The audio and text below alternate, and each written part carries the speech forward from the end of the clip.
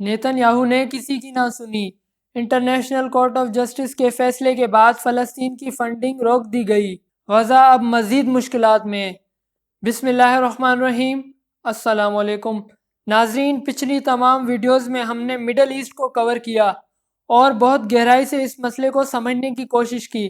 ساری خبروں کو ایک طرف رکھ کر، تمام غزہ کے مسئلے کو سوچ کر، اسرائیل کے کاموں کو دیکھ کر ذہن میں ایک بہت بڑا سوال پیدا ہوا ہے۔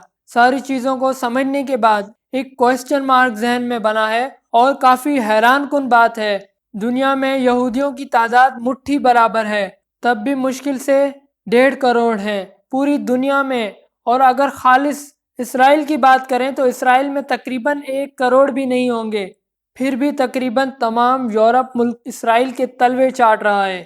امریکہ اور برطانیہ سمیت اس میں شامل ہیں۔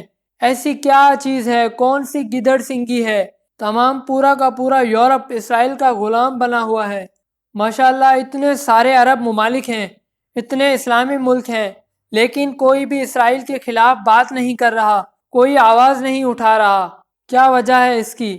اسرائیل جو کچھ کہتا ہے، جو کرتا ہے، سب اس کی بات نیچے منہ کر کے مان لیتے ہیں۔ یعنی پہلے امریکہ اسے صحیح مانتا ہے، پھر سارے آہستہ آہستہ فالو کرتے ہیں اور یس کرنا شروع کر دیتے ہیں۔ UNRWA یعنی United nation relief and work agency, دوستو آپ کو پتا ہوگا یہ ادارہ فلسطین کے لیے فنڈنگ کو جمع کرتا ہے۔ دنیا بھر سے جتنے بھی ممالک فلسطین کے لیے فنڈنگ کرتے ہیں، اور اب اسرائیل نے ایک دعویٰ کیا ہے کہ UNRWA اس ادارے کے 12 افراد حماس نے جو حملے کیے اس میں شامل تھے۔ اب اس بات کا کوئی ثبوت تو نہیں ہے کہ یہ اس ادارے کے 12 افراد حماس کے ساتھ تھے یا نہیں، لیکن اسرائیل نے جب کہہ دیا تو کہہ دیا۔ اب امریکہ نے اس کی بات مان لی اور اسی کے ساتھ باقی ملکوں نے بھی تسلیم کیا، کیونکہ تقریباً یورپین ملکوں کی ماں امریکہ ہے، تو جیسے امریکہ کا حکم ہوگا۔ اسرائیل کی طرف سے جیسے ہی یہ بات کہی گئی کہ United nation relief and work agency کے افراد حملے میں شامل تھے، تو اس کے فوراً بعد ہی امریکہ نے فنڈنگ بند کر دی، فنڈ دینا بند کر دیا، اور امریکہ کے ساتھ ساتھ برطانیہ، کینیڈا، اٹلی، اس کے علاوہ بھی بہت سارے ممالک ہیں جنہوں نے فلسطین کی فنڈنگ کو روک دیا، بند کر دیا، صرف یہ کہہ کر کہ اس ادارے کے لوگ حماس کے ساتھ ہیں، یعنی اب فلسطین کو فنڈنگ نہیں دی جائے گی۔ اور یونائٹڈ نیشن نے فوراً ٹیم تشکیل دی ہے جو اس کو چیک کرے گی، یعنی انویسٹیگیشن کرے گی، یہ چیک کرے گی کہ کیا واقعی یہ لوگ حماس کے ساتھ حملے میں شامل تھے یا نہیں۔ ایک اور بات آپ کو بتا دوں کہ اس UNRWA میں تقریباً 30,000 لوگ کام کرتے ہیں، تو اگر 12 افراد اس میں شامل بھی ہو گئے تو اس کا مطلب یہ تو نہیں کہ سارے حماس حملے میں شامل تھے جو فنڈنگ روک دی گئی۔ امریکہ نے باقی ملکوں کے ساتھ فلسطین کی فنڈنگ روک دی۔ یہ بات بہت حیران کردہ ہے کہ 30,000 لوگوں میں 12 کی پرسنٹیج نکالیں تو 0.04 بن رہی ہے۔ اس کی وجہ سے امریکہ نے فوراً ہی فنڈنگ روک دی، اور امریکہ کے ساتھ دوسرے ممالک نے بھی۔ کمال کی بات ہے یہ، مطلب صرف 12 کی وجہ سے آپ نے پورے فلسطین کی فنڈنگ روک دی، حد ہوتی ہے۔ اور فلسطین اتھارٹیز کی طرف سے یہ بیان بھی آیا کہ اس وقت فلسطین کو فنڈنگ کی سخت شدید ضرورت ہے۔ جس طرح کے حالات ہیں فلسطین کے، اور خود بھی آپ اندازہ لگا سکتے ہیں۔ اب انٹرنیشنل کورٹ آف جسٹس کی بات کرتے ہیں۔ یہ بھی UN کا ہی ایک یونٹ ہے۔ International court of justice UN کا ایک حصہ ہے۔ جب اسی کے ملازموں کو غزہ میں اسرائیل نے مار دیا، آپ کیا آگے امید کر سکتے ہیں کہ باقی بچ سکتے ہیں؟ کیونکہ انٹرنیشنل کورٹ آف جسٹس کے فیصلے کے بعد بھی ابھی بھی اسرائیل کے حملے بالکل اسی طرح جاری ہیں۔ مسلسل اسرائیل حملے کر رہا ہے۔ جب انٹرنیشنل کورٹ آف جسٹس نے فیصلہ سنایا، اس فیصلے کے بعد 24 گھنٹے کے اندر اسرائیل نے غزہ میں تقریباً 18 جگہوں پر حملے کیے، اور اس حملے میں 174 لوگوں کی موت ہوئی اور 310 سخت زخمی ہیں۔ غزہ کے تمام ہاسپٹلز کو نشانہ بنایا ہوا ہے، بہت تباہی مچائی گئی ہے۔ خاص طور پر خان یونس میں صرف ایک ہاسپٹل باقی ہے، اور اس کے بھی ارد گرد حملے کیے جا رہے ہیں۔ کچھ بے گھر لوگوں نے وہاں اپنا ٹھکانہ بنایا ہوا ہے، اور اسرائیل کے سپاہی مسلسل غزہ کے لوگوں کو دھمکا رہے ہیں اور دباؤ ڈال رہے ہیں کہ وہ خان یونس خالی کر دیں۔ یہ سیم سچویشن صورتحال ICJ کے فیصلے کے بعد بھی جاری ہے، تو پھر ایسے فیصلے کا کیا فائدہ ہوا جس پر عمل ہی نہ ہو؟ اور انٹرنیشنل کورٹ آف جسٹس کے فیصلے کو منوانے والا پوری دنیا میں کوئی ہے ہی نہیں۔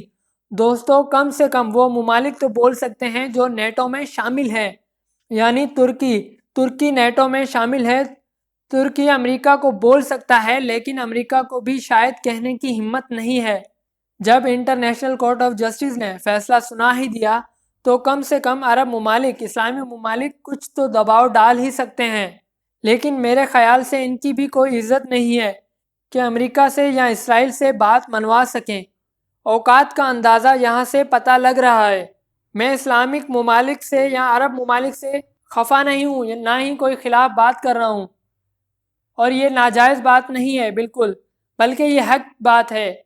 سب کچھ ہو گیا اور ہو رہا ہے، مسلسل اتنے طاقتور ملک ہیں، عرب ملکوں کی مثالیں دی جاتی ہیں، لیکن سب خاموش ہیں اور طویل عرصے سے خاموشی میں ہیں، جیسے سانپ سونگھ گیا ہو۔ ان کو چاہیے کوئی تو قدم اٹھائیں، کوئی تو اقدام اٹھائیں، نہیں تو کم سے کم منہ مبارک سے ہی کچھ فرما دیں، لیکن خاموشی کی انتہا ہے۔ اور نہیں تو سب سے بڑا پلس پوائنٹ ان کے پاس ایک بہت بڑی طاقت ہے، وہ طاقت تیل اور گیس ہے۔ اگر یہ چاہیں تو اس طاقت کا استعمال کر سکتے ہیں۔ اس کے برعکس یمن جیسا چھوٹا سا ملک فلسطینیوں کے لیے ریڈ سی میں جنگ لڑ رہا ہے۔ سپورٹ کے بجائے کچھ اسلامک ملک یمن کو ہی روکنے کی کوشش کر رہے ہیں، اور اسرائیل، امریکہ، برٹین جیسوں کا ساتھ دے رہے ہیں۔ یمن نے کل ایک حملہ کیا ٹینکرز پر، اس کی آگ بھی ابھی تک جل رہی ہے، اور اس ٹینکر میں تیل تھا۔ وہ تیل کوئی معمولی نہیں بلکہ جیٹ کا تیل تھا۔ جو لڑنے والے جہاز ہوتے ہیں، جنگی جہاز ہوتے ہیں، ان میں یہ تیل ڈالا جاتا ہے۔ یہ برٹش کمپنی کا جہاز تھا جس پر بیلسٹک میزائل سے حملہ کیا گیا حوثیز کی طرف سے، اور تقریباً شپ کو تباہ کر دیا گیا۔ کریو ممبر ابھی تک آگ بجھانے کی کوشش کر رہے ہیں، لیکن آگ ابھی بھی جاری ہے جہاز میں۔ اور صومالیہ کی طرف سے ایک خبر ہے کہ صومالیہ میں ہی ایک جہاز کو 4 چھوٹی چھوٹی بوٹس نے چاروں طرف سے گھیر لیا، یعنی 4 اسپیڈ بوٹس میں ویپن تھے۔ ویپن کے ساتھ لوگ آتے ہیں اور بڑے جہاز کو گھیر لیتے ہیں۔ اصل میں یہ جہاز کہاں کا ہے اس کی خبر ابھی تک نہیں آئی، اور یہ لوگ کون ہیں اس کی بھی خبر فی الحال نہیں ابھی، لیکن یہ کہا جا رہا ہے کہ یہ شاید سمندری لٹیرے ہیں، اور شاید ان کا تعلق حوثیز سے نہیں ہے۔ ناظرین، رپورٹ کے مطابق خبر یہ بھی آ رہی ہے کہ اسرائیل نے غزہ میں کھانا پانی اس لیے بند کیا ہوا ہے کیونکہ اسرائیل چاہتا ہے کہ یہ لوگ بھوک سے ہی مر جائیں، یعنی جو آبادی زیادہ حملوں سے نہیں مر سکی وہ بھوک سے مر جائے۔ اس لیے اسرائیل نے امداد آنے کے بھی سارے راستے بند کر کے رکھے ہیں، اور ایجپٹ بھی رفح کراسنگ کو نہیں کھول سکتا، نہ ہی کھانا پہنچا رہا ہے۔ انسان شاید ان حملوں سے تو بچ سکتا ہے، لیکن بھوک سے نہیں بچ سکتا۔ اسرائیل نے 1 مہینہ مزید ایسا جاری رکھا تو جلد ہی 1 مہینے سے پہلے غزہ کے لوگ بھوک سے مر سکتے ہیں۔ غزہ کی حالت بہت خراب ہے اس وقت۔ اس سے ایک بات ظاہر ہوتی ہے، اجل خفا ہے، فلک مدعی، زمیں دشمن، میرا جہاں میں کوئی نظر نہیں آتا۔ فی الحال ناظرین، اس رپورٹ میں اتنا ہی۔ اپنا بہت خیال رکھیے گا۔ اللہ حافظ۔